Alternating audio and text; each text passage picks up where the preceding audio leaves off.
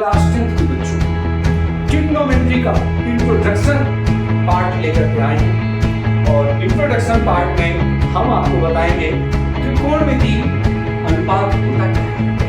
हम आपको आज क्लास 10 के बच्चों के ट्रिग्नोमेट्री का इंट्रोडक्शन पार्ट लेकर के आए हैं और इंट्रोडक्शन पार्ट में हम आपको बताएंगे त्रिकोणमिति अनुपात होता क्या है। साथ ही त्रिकोणमिति अनुपात में जो आपके ये sine cos tan sec cosec होते हैं, ये कैसे इनको हम मान निकालेंगे, इनका क्या फार्मूला होता है, इन पर चर्चा करते हैं। तो बात करते हैं सबसे पहले त्रिकोणमिति अनुपात में। तो त्रिकोणमिति अनुपात क्या होता है, इससे हमें थोड़ा पीछे जाना पड़ता है। क्लास 8 में आप सब ने पढ़ा था एक थ्योरम, तो थ्योरम का नाम था पाइथागोरस थ्योरम, पाइथागोरस प्रमेय। पाइथागोरस प्रमेय में आपने पढ़ा था, वहां पर एक त्रिभुज था और वो कौन सा त्रिभुज था, समकोण त्रिभुज था। ऐसे समकोण बना हुआ था, त्रिभुज था और उस त्रिभुज में 4 चीजें पाई गई थी, लंब, आधार और कर्ण, परपेंडिकुलर, बेस एंड हाइपोटेन्यूज।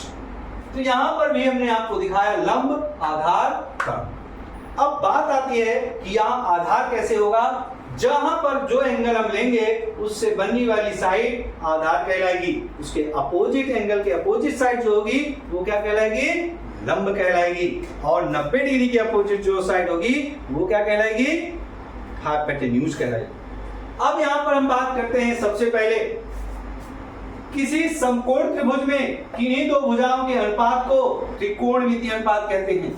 अगर कोई समकोण त्रिभुज ले लें, जैसे लंब बटे कर्ण कर दें तो ये एक अनुपात बनेगा, हम आधार बटे कर्ण कर दें तो भी एक अनुपात बनेगा, अगर हम लंब बटे आधार कर दें तो भी अनुपात बनेगा, आधार बटे लंब कर दें तो भी एक ट्रिग्नोमेट्री अनुपात बनेगा, कर्ण बटे लंब कर दें तो भी ट्रिग्नोमेट्री रेशियो बनेगा, और कर्ण बटे आधार कर दें तो भी ट्रिग्नोमेट्री रेशियो बनेगा। इसीलिए क्वेश्चन में कहा, डेफिनेशन में कहा गया कि किसी समकोण त्रिभुज की कोई भी दो भुजाएं ले लें और उनका जो अनुपात होगा वो ट्रिग्नोमेट्रिकल रेशियो कहलाएगा, त्रिकोणमितीय अनुपात कहलाएगा। अब बात करते हैं इसको दूसरे शब्दों में हम क्या कहते हैं। समकोण त्रिभुज में बने न्यून कोण के सापेक्ष अनुपातों को त्रिकोणमितीय अनुपात कहते हैं। ये कितने प्रकार के होते हैं, 6 प्रकार के।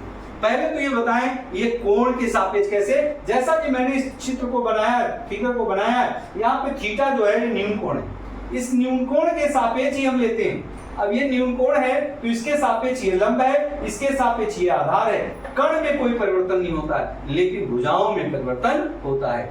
जो न्यून कोण लेते हैं वो न्यून कोण बनाने वाली रेखा को आधार कहते हैं और न्यून कोण के सम्मुख वाली रेखा को हम कर्ण कहते हैं। इसीलिए इसमें कहा गया न्यून कोण, क्या कहा गया, न्यून कोण के सापेक्ष अनुपातों को त्रिकोणमितीय अनुपात कहते हैं। इसके बाद ये 6 प्रकार के होते हैं, कौन कौन से, पहला होता है sine, cosine, tangent, cotangent, secant and cosecant. ये आपके 6 प्रकार के त्रिकोणमिति अनुपात होते हैं। अगर इनको हम हिंदी में पढ़ें तो आपको बहुत कठिन लगेगा, ज्या, कोज्या, इस प्रज्या, ये आपको पढ़ने में कठिन लगता है, इसीलिए इसको इंग्लिश वर्ड में पढ़ाया गया, sine, cosine, tangent, cotangent, secant and cosecant. अब इनको संक्षेप में हम क्या कहते हैं, जो आप पढ़ोगे वो क्या है, साइन, कॉस, टैन, कॉट, सेक और कॉसेक,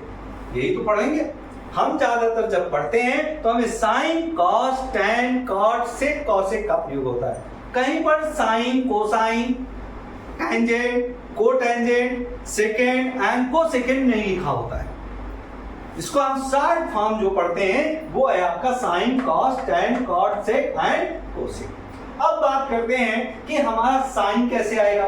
तो इसको पहले तो आपको हम एक तरीका बताते हैं, इसको याद करने का तरीका क्या है, लाल बटे कक्का, क्या बोलते हैं, लाल बटे कक्का, लाल बटे कक्का।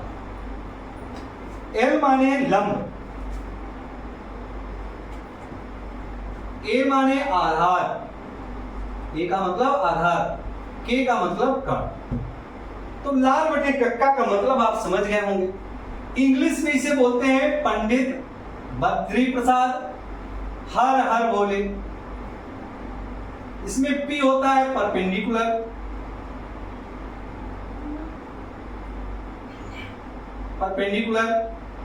और बी होता है बेस, और एच होता है हाइपोटेन्यूज।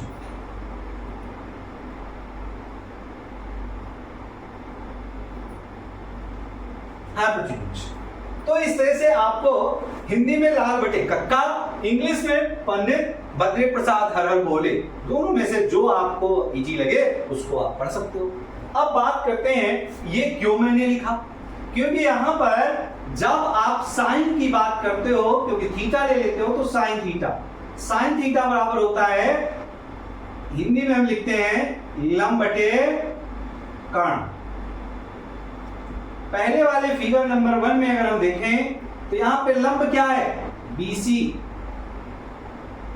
कर्ण क्या है, AC, ये हो गया। इसी प्रकार से हम cos थीटा की बात करते हैं, आधार बटे कर्ण। आधार क्या है, AB, कर्ण क्या है, AC। इसके बाद हम बात करते हैं tan थीटा की, लंब बटे आधार। लंब क्या है, BC, आधार क्या है, AB। फिर होता है cot थीटा, आधार बटे लंब। यहां पे आधार क्या है, AB, लंब क्या है, BC। फिर होता है sec थीटा, कर्ण बटे आधार। तो कर्ण क्या है, AC, आधार क्या है, AB। लास्ट होता है कोसेक, कर्ण बटे लंब। तो लंब कर्ण क्या है, AC, लंब क्या है, BC। तो ये इसी से आया लाल बटे कक्का। कैसे, L/K, लंब बटे कर्ण।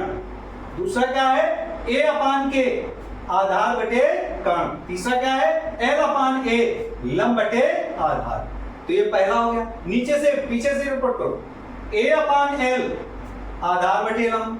फिर क्या है, कर्ण बटे K/A, कर्ण बटे आधार।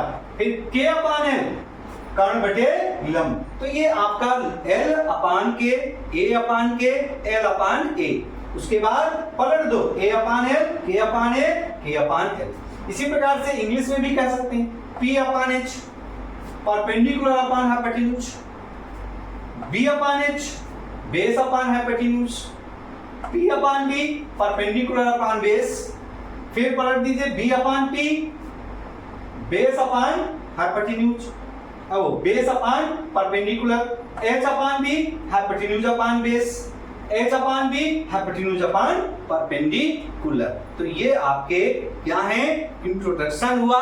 किस चीज का इंट्रोडक्शन हुआ, ये ट्रिग्नोमेट्री रेशियो क्या है, ट्रिग्नोमेट्री रेशियो को हम कैसे फार्मूला बनाएंगे और कैसे उसको फाइंड करेंगे। अगर आपके पास समकोण त्रिभुज दिया है और समकोण त्रिभुज में तीनों भुजाएं दी हैं और आपसे रेशियो पूछा गया है, तो निकालना आपके लिए आसान है।